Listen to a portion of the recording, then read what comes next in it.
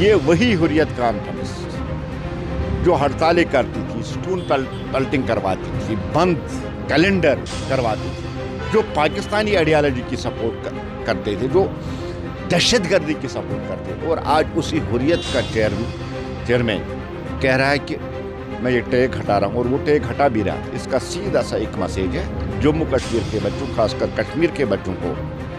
आतंकवाद, अलगावाद, स्टून पेल्टिंग, हड़ताल, कैलेंडर, इससे कुछ निकलने वाला नहीं। नेशनल कॉन्फ्रेंस ने 6 महीने का टाइम दिया था, रिपोर्ट अभी तक मंजर आम पे रिपोर्ट नहीं लाया, उन्होंने पब्लिक नहीं किया।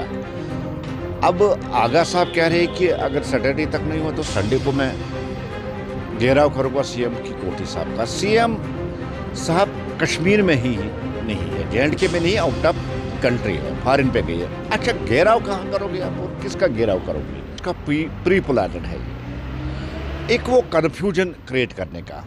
नेशनल कॉन्फ्रेंस ने 6 महीने का टाइम दिया था, रिपोर्ट अभी तक मंजर आम पे रिपोर्ट नहीं लाया, उन्होंने पब्लिक नहीं किया। अब आगा साहब कह रहे हैं कि अगर सैटरडे तक नहीं हुआ तो संडे को मैं घेराव करूँगा सीएम की कोठी साहब का। सीएम साहब कश्मीर में ही नहीं है, JNK में नहीं, आउट ऑफ कंट्री है, फॉरेन पे गई है। अच्छा, घेराव कहाँ करोगे आप और किसका घेराव करोगे? चीफ मिनिस्टर तो अवेलेबल है नहीं। अब जिस तरह से नेशनल कॉन्फ्रेंस की पॉलिसी है, नेशनल कॉन्फ्रेंस कुछ कहती है और आगा साहब को लगाया है कुछ और कहने के लिए, ये टाइम कंज्यूमिंग है और एक वो कन्फ्यूजन क्रिएट करने के लिए, क्योंकि नेशनल कॉन्फ्रेंस कुछ कर नहीं पा रही है। इसलिए इन बच्चों के साथ, जिन बच्चों को इन्होंने वादा किया है कि रिजर्वेशन का, अब उनका टाइम ये थोड़ा सा पीछे खींच रहे हैं, जिसको हम टाइम कंज्यूमिंग वर्ड कह सकते हैं। यही नेशनल कॉन्फ्रेंस, एक कन्फ्यूजन जानबूझकर क्रिएट किया जा रहा है। आगा साहब कुछ लाइन पकड़ते हैं, नेशनल कॉन्फ्रेंस कुछ लाइन पकड़ती है, लेकिन ये सारा अंडरस्टैंडेड है सारा, ये अंडरस्टैंड किया हुआ है। एक पॉलिसी के तहत ये नेशनल कॉन्फ्रेंस कर रही है। अब सीएम की कोठी का आपको घेराव करना, पहले देखिए ना सीएम साहब वहाँ है कि नहीं है। सीएम साहब है ही नहीं। अब जिस तरह से कैबिनेट में भी उन्होंने कहा था कि जो रिपोर्ट उन्होंने उसके बाद पब्लिक करने की बात की थी, वो भी अभी तक नहीं की, और अब नेशनल कॉन्फ्रेंस कह रही है कि फाइल राजभवन में है। तो उसमें शायद सोर्सेज के हिसाब से, क्योंकि अभी रिपोर्ट हमने पढ़ा नहीं है कि इकोनॉमिकली वीकली क्लासेस उनका कोटा कम किया जाएगा या जो R&B कैटेगरी के तहत है वो दोनों जनरल कैटेगरी के आता है। तो फिर ये जनरल कैटेगरी को कैसे बढ़ाएंगे, ये एक बहुत बड़ा क्वेश्चन है। और फिर कैसे इनको बढ़ाएंगे, काटेंगे किसको? जनरल कैटेगरी को कैसे बढ़ाएंगे, जबकि इकोनॉमी की वीकली क्लास वो जनरल कैटेगरी का ही है और R&B वो भी जनरल कैटेगरी है। अब वहाँ काटेंगे तो इनको ऐड करेंगे जनरल क्लास को, लेकिन कटता ये जनरल क्लास से ही है। अब यही कन्फ्यूजन नेशनल कॉन्फ्रेंस ने जानबूझकर क्रिएट किया, और जो इन बच्चों के साथ जो इन्होंने किया है, टाइम कंज्यूमिंग है, नहीं करते हैं कुछ और ना कुछ करवाएं। मेंबर ऑफ पार्लियामेंट जिस तरीके से दावे कर रहे, क्या आपको लग रहा है ये pre plan game? Pre planned है, अंडरस्टूड है, नेशनल कॉन्फ्रेंस की पॉलिसी है कन्फ्यूजन क्रिएट करना, और वही कन्फ्यूजन क्रिएट कर रहे हैं, चाहे आगा साहब हो चाहे नेशनल कॉन्फ्रेंस हो।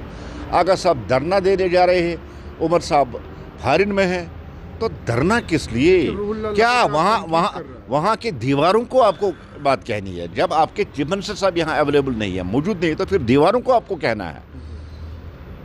मैंने फिर कहा है, ये कन्फ्यूजन क्रिएट करने की और टाइम कंज्यूमिंग, इसके बगैर कुछ नहीं है।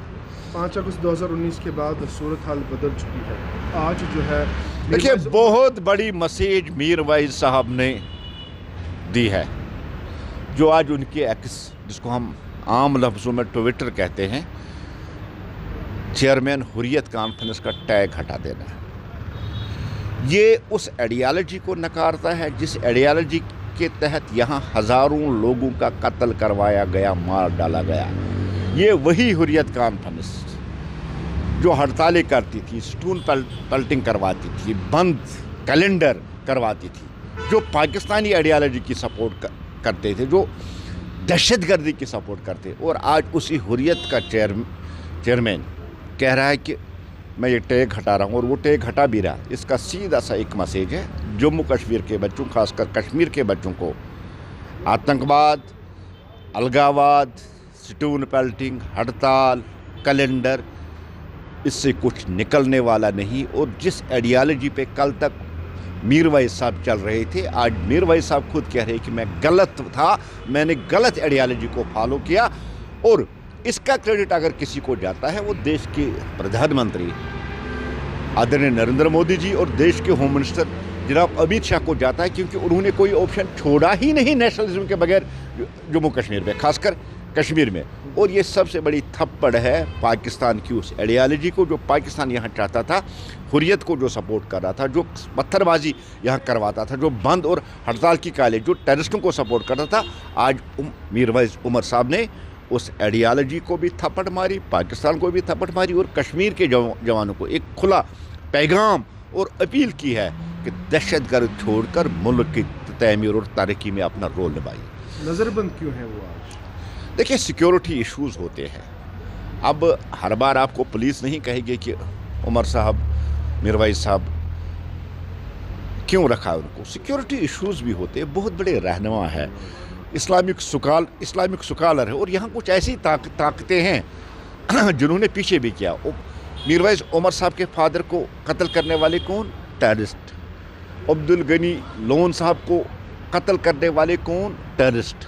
और इसलिए प्रिकॉशनरी मेजर्स के तहत अगर पुलिस ने उनको रखा है तो मुझे नहीं लगता इसमें हाईवे कर। अब आप उनकी आइडियोलॉजी को मानते जिस तरीके से उन्होंने एक्स पे जानकारी दी है? नहीं, उन्होंने भारत की आइडियोलॉजी, अब आप उनकी आइडियोलॉजी मानते? उन्होंने भारत की आइडियोलॉजी, उन्होंने नया जम्मू कश्मीर में जो सिस्टम चला है, नए जम्मू कश्मीर की जो आइडियोलॉजी है, उसको उन्होंने एक्सेप्ट करके पैगाम दिया राष्ट्र सबसे पहले, और ये साबित करके प्रूफ करके उन्होंने कर दिया आज कि जिस आइडियोलॉजी को वो कल तक फॉलो करते थे वो गलत थी, वो गलत है। और एक पैगाम, खुला पैगाम कश्मीर के इन जैसे नौजवानों को, हम हमारे लिए देश पहले, नेशन फर्स्ट, हम उसी आइडियोलॉजी को मानते हैं। उमर साहब ने हुर्रियत का टैग हटा दिया। आइए मेन स्ट्रीट में हम खुशामदीद वेलकम करें। क्या आपने कभी ऐसी शॉपिंग का अनुभव किया है जहां सिर्फ खरीदारी करने से आपको बड़े बड़े तोहफे मिले? और ये कोई छोटे मोटे तोहफे नहीं, बल्कि कार, स्कूटी, फ्रिज, टीवी और स्मार्टफोन जैसे शानदार उपहार हों। अब सोच रहे होंगे कि ऐसा कहाँ संभव है? जवाब है एराकॉट कंस्ट्रक्शन। एराकॉट सिर्फ एक हार्डवेयर स्टोर नहीं, बल्कि आपका वन स्टॉप हार्डवेयर और होम डेस्टिनेशन है। यहाँ आपको हर साइज और डिजाइन की tiles, sanitary fittings, hardware, kitchen उपकरण और पेंट्स की विशाल रेंज मिलेगी। लेकिन एराकॉट केवल प्रोडक्ट्स ही नहीं देता, बल्कि एक ऐसा शॉपिंग अनुभव देता है जो हर बार नया, रोमांचक और आकर्षक होता है। अपने सपनों के घर को सजाने के लिए बिना पैसे खर्च किए यहाँ मिलेगा 3D व्यू की फ्री सर्विस और प्रीमियम होम अप्लायंसेस जैसे चिमनी, गैस चूल्हा, kitchen sink, fridge, AC, washing machine, सब कुछ बेहतरीन क्वालिटी और स्टाइल में। और इस बार एराकॉट लेकर आया है अपने लकी कस्टमर्स के लिए स्पेशल सरप्राइजेस, जिनमें एक Tata Tiago, 2 Activa scooties, 5 smartphones, LED TV, washing machine, fridge और लगेज बैग्स। तो देर किस बात की, आइए शॉपिंग करें, एक्सप्लोर करें और अपने सपनों के बड़े बड़े तोहफे जीतें, सिर्फ एराकॉट कंस्ट्रक्शन में, जहां हर शॉपिंग होती है कमाल की और मिलती है फ्री डिलीवरी भी।